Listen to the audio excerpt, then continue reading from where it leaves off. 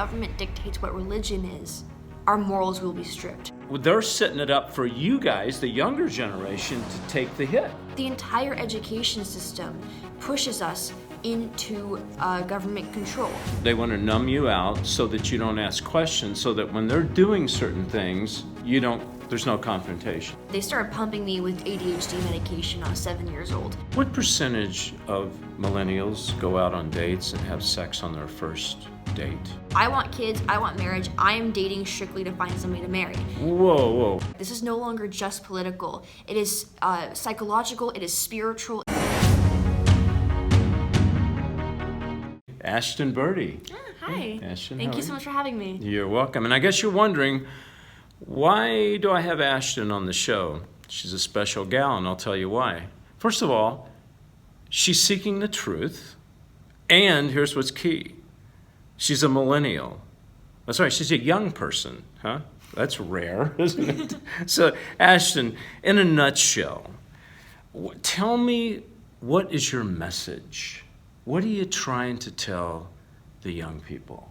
My generation is the most medicated. My generation is, completely based off pop. I mean, they did a study where the majority of millennials and Generation Z they don't have real personalities.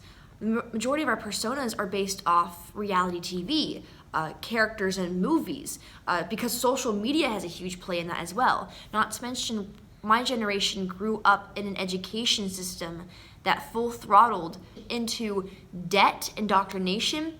Think of it this way. A kid is in high school, he has no idea how the world works. So he goes to his high school counselor and says, what do I do after high school? The counselor never brings up vocational schools. They never bring up blue collar work. They always say, go to college. Well, what do I study?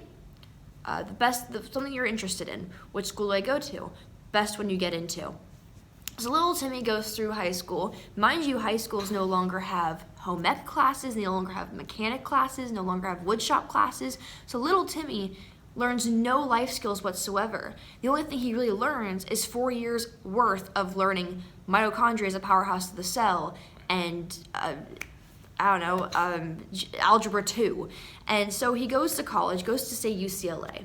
He gets a philosophy degree, worthless degree, hundreds of thousands of dollars in debt. He graduates unable to get a job because of a philosophy degree, lives at home with mom and dad, works at McDonald's because he can't get a real job, and he relies on the government, so on and so forth, because without a real job, he has to live off Social Security.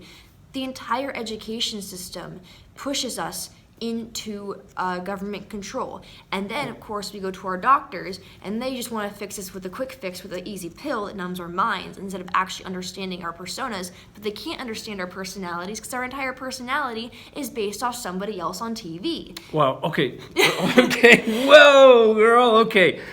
I'm loving this, but it's a lot. So let me put these things in boxes, okay? Let's take first the education system. I think what I hear you saying is that basically they've created an environment that's fictitious. There's nowhere for you to go. You have counselors, but they're not really taking you anywhere. And there's an agenda behind the places they're taking you. And I want to talk about the agenda in a minute. But now we're going to the medical system, and they're pumping you. They're giving you a drug for everything.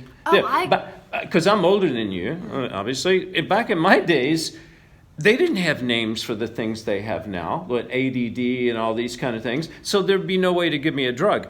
What say you on that? The spectrum of, for example, I've been through every diagnosis as a kid. They started pumping me with ADHD medication when I was 7 years old. I'm a fast talker. 7. Exactly. That's what, but here's the thing is they gave me ADHD medication because I wasn't paying attention in class because I was daydreaming. Okay. A 5, 6, 7, 8-year-old kid That's is what kids daydreaming do. and is They're hyperactive.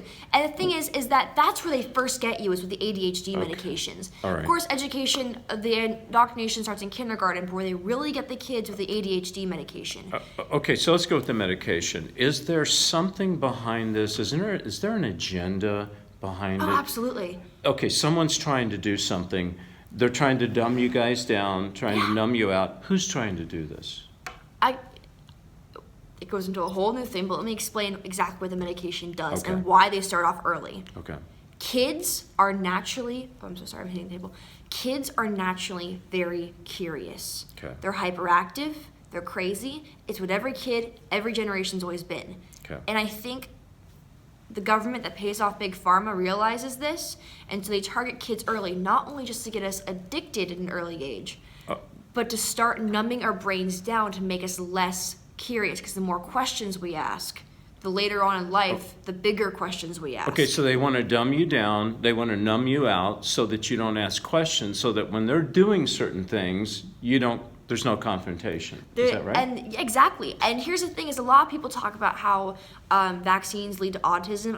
I actually don't believe that. I have my own theory because I was diagnosed later on with autism, and this is what made me. Yeah, exactly. I was diagnosed with ADHD at 7 years old.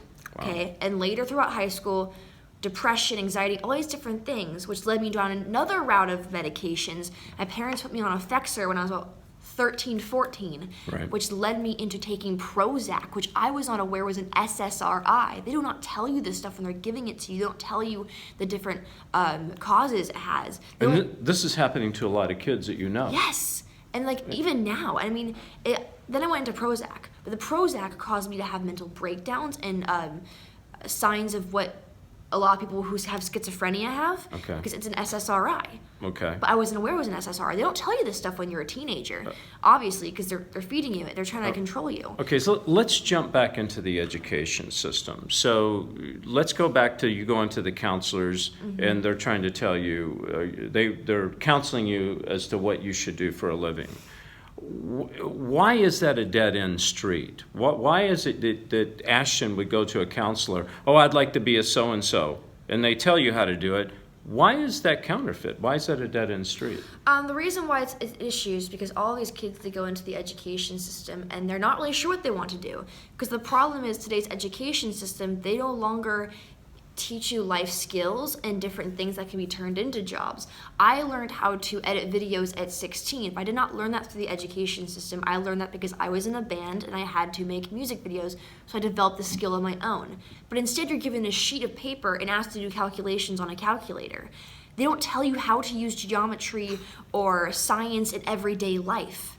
The problem is they would rather have kids do a sheet of paper, because if you know how to use these things in everyday life, you can't take care of yourself. If you can't take care of yourself, you're living off the government or living off something else. So is the agenda to get kids to live off the government, to grow up? Absolutely. Okay, to be government dependent. Yeah, That's absolutely. the agenda. Who's behind it? I would say the government itself. Okay. The government, is it the shadow government? The Is deep it state. The deep state. Absolutely, and I think it's all connected to what is becoming the new world order. They Wow. want foot soldiers. They want people who are, accepting their program. How old are you? I'm 23. 23.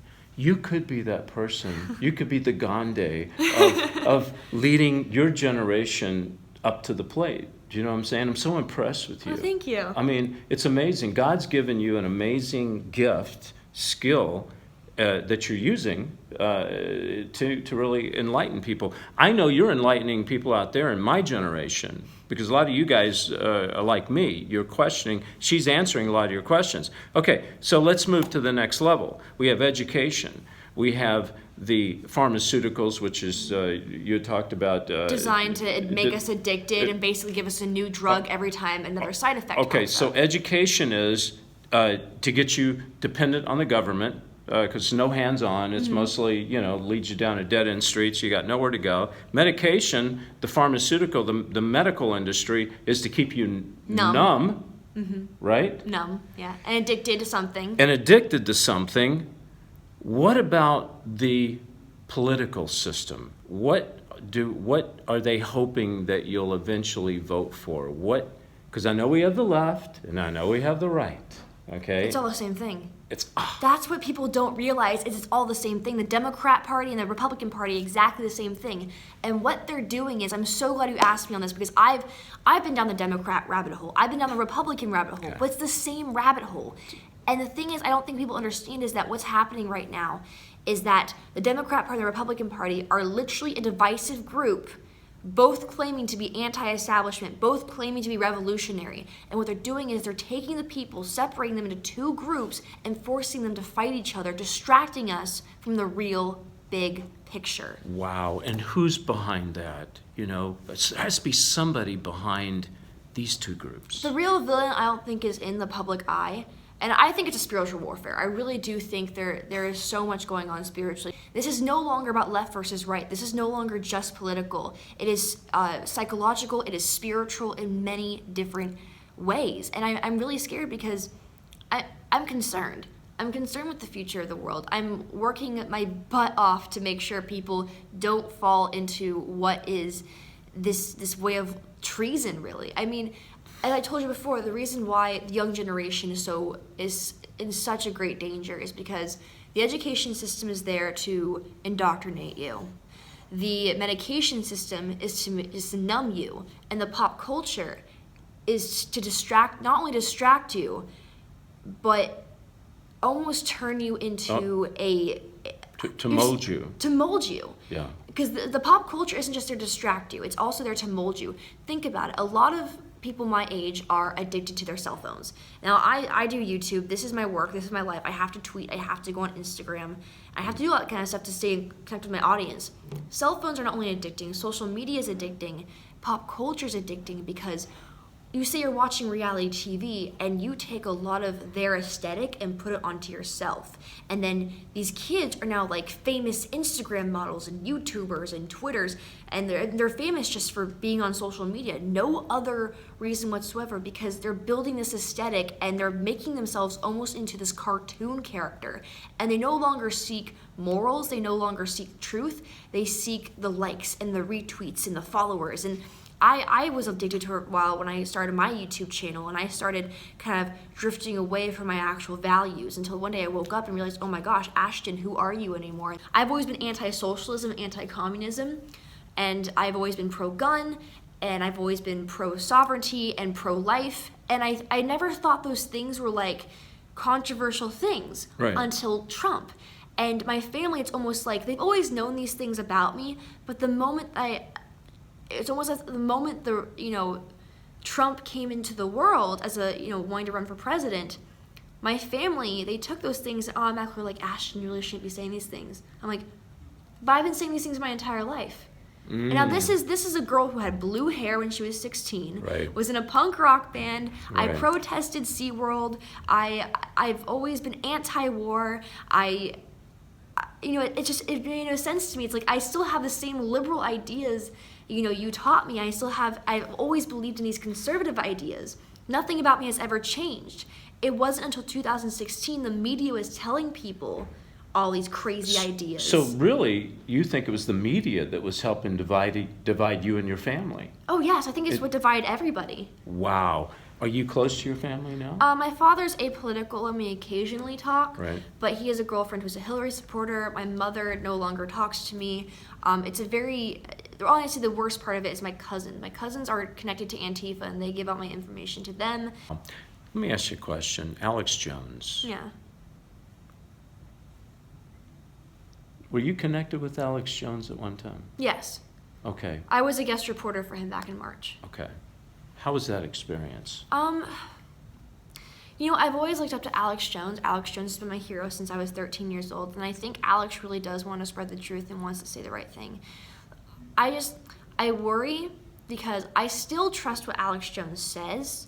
The problem is almost as if I feel like Alex may be censoring himself. I feel like he's not the only one doing this. I feel like a lot of people who started out as alternative media are now censoring themselves because they're trying to gain the same reason why millennials love social media. They're addicted to those retweets. They're addicted to those likes and those views and the content. And I feel like Alex Jones and a lot of other alternative media sites are no longer alternative media and instead just alternative Fox News. They've grasped an audience, and they don't want to lose that audience. Yeah. And they want to grow more of that audience, is what you're saying. So when you say censor himself, I mean, to me, I watch Alex Jones, and I'm going, this guy's really out there. I mean, how could he be censoring himself? In what way? Well, when I first started watching Alex Jones, he talked about things like police brutality, what really happened with 9/11, and this man was talking about police brutality before the Democrats started talking about police brutality, before the Democrats started co-opting police brutality as a way to grab the black community votes. Okay.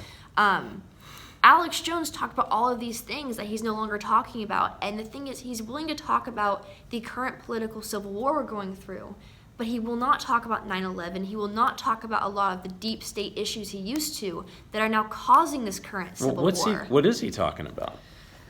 It almost seems like, to me, he's talking about more Trump, MAGA, red wave stuff.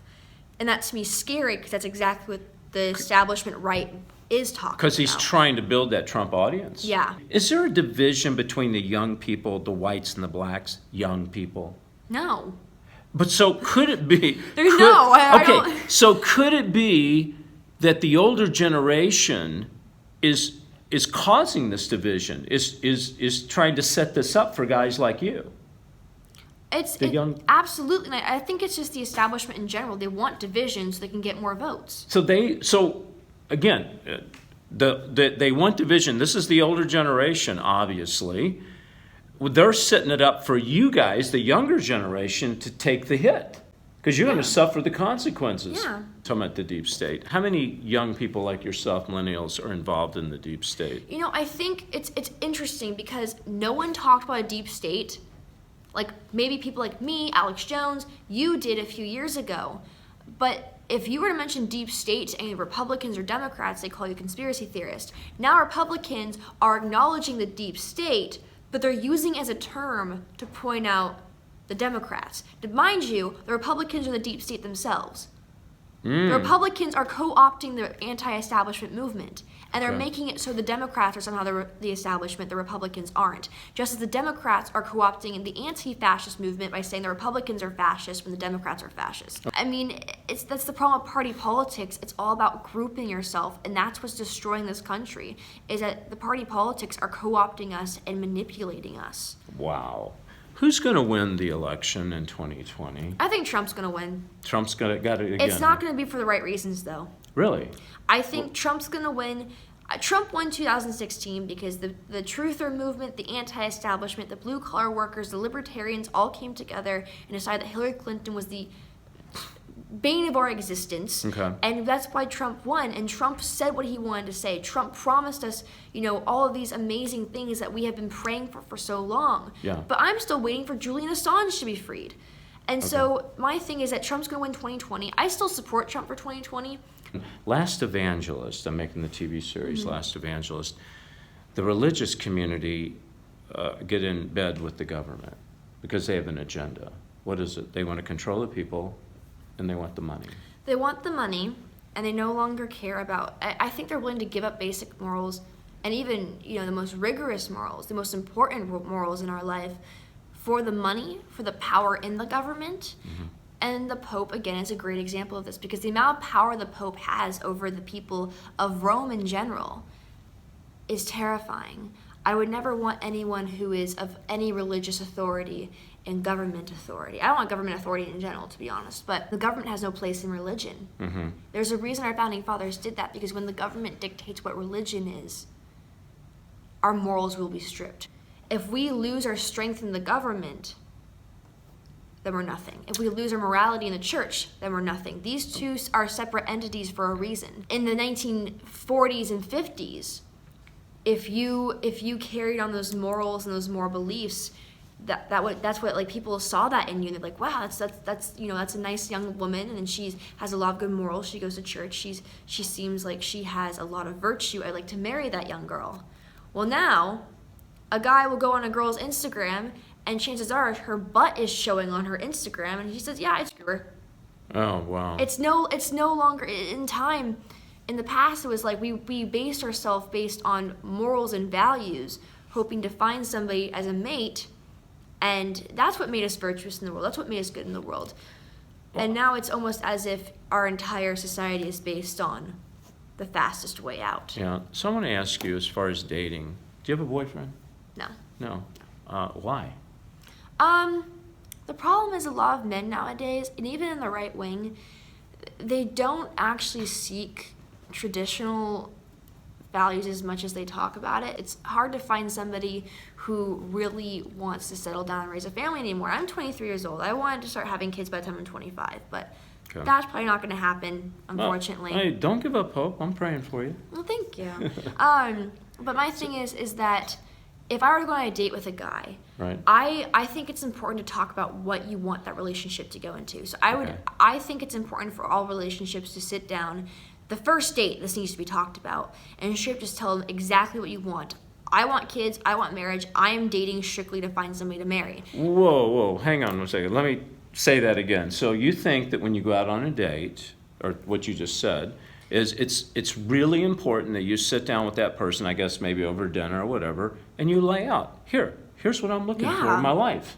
Because the thing is that it's like, you shouldn't be dating someone just to date someone. You need to be dating someone in the idea of marrying someone. Don't wait around for that person to change. Don't wait around for that person to tell you what they want. Lay it out straight on the first date. And if they get weirded out by that, clearly they weren't meant for you if you were looking for marriage. So when you go out with a guy, do you actually say things like this? Yeah, I straight up say, look, I'm like dating in the idea of marrying. Okay. I want children one day. I believe in only dating for marriage. And if he straight up tells me he's like, I just want to have fun, then I'm done. Because I know that guy has no respect for me. He just wanted to hook up. Wow. Okay, so sex. What's going on in the millennial world of sex? I mean, what's going on? What's it all about? Well, the problem is a lot of kids my age and even younger, they have no patience. They don't want to wait. They don't want to really try hard in relationships anymore. I think the problem is that my generation, they don't realize relationships and really steady marriages and relationships take a lot of work. And you can't just leave or dump somebody or freak out at the smallest thing. The problem is if you talk to any girls nowadays in relationships are more likely to get jealous than, let's say, our grandmothers were. Really? Why? Girls nowadays, I feel like, I'm not really sure why, to be honest. Are but they insecure? Maybe there's a lot more insecurity, and that could be because of daddy issues. I mean, and here's the thing, even if the girl's dad is in her life, something I've noticed is that if a lot of people my age, their dad may be still married to their mom, he may be still living at home with them, he may still be in their life physically, but he's not in their life mentally. A lot of women my age don't have good relationships with their father. They're not close to their father. And I think that's what led to a lot of women having insecurities. And a lot of these girls get really insecure when they're dating somebody. They get jealous. They make accusations. They go crazy. Or the guys, even, like, they don't want to handle, like, a girl's, insecurities. Because every girl does have insecurities. Granted, some take it too far. The guy will end up cheating on the girl or just dumping her because he can go sleep with somebody else, or they end up having sex really early on, and of course that ends up leading to bad things in a relationship because then you have nothing left to wait around for. Yeah. The thing about relationships is you have to work on them. You need to take it as slow as possible, and you'll end up having a much happier marriage and happier relationship. What percentage of millennials go out on dates and have sex on their first date? Majority of them would say, especially in college. Majority? I know a lot. When I was in college, I remember people telling me, I never had sex, and then, like, once they're in college, like, I know girls who would brag. Like, there would be girls in sororities who would brag about how sleeping with a new guy every, like, weekend. How much influence does social media have on them doing this? I mean, just being so free with their body. I think it has to do with everything. Everything. I think it has to do with everything. I think a huge part of it is the family values. We're not seeing as tight relationships with parents, but social media as well. I think we've lost what it means to connect with somebody. We've lost a means of communication. We've lost a means of real relationships. And so people, what they do is they go on social media, they search for friendships via Twitter or Facebook or whatever, and then, like, when they have a real relationship, it's all about sex, physical connection, and no real psychological or spiritual connection. Wow. I think God is trying to send us something. I think God is trying to send us some glimpse of hope, because right now in time, I think we're still searching for something, and I think God is trying to let us know, because the thing is, a lot of these people who do have careers on social media, I myself have experienced this where I get depressed. For those who have careers on social media, which is a lot of millennials and Generation Z, like, anyone can be an Instagram model now. A lot of people have social media jobs who sleep around, who have no real connections. A lot of us get depressed. You know, a lot of us get sad. A lot of us wonder, why am I not happy? I have tons of followers on this page or whatever. Why are you depressed? I mean, you seem to have I'm a Christian. You know, and it's different for everyone, but the problem is that my entire life is now on social media, and my entire life is now working, and it's almost like I'm not given the ability to actually build real friendships and family values, which is something I'm focusing on now. And my friend, you know, I've told her, like, maybe you shouldn't sleep with guys on the first date. I've told a lot of other young men and women, maybe you should take things slow with building friendships. Maybe, you know, the problem is that we've forgotten what it means to communicate, what it means to have real friendships and family relationships. And, you know, I'm unable to connect with my family due to political issues. And I think the biggest attack on our livelihoods, our happiness, our psychological, mental health is the attack on families, the church, and the community. Amen. You've summed it up.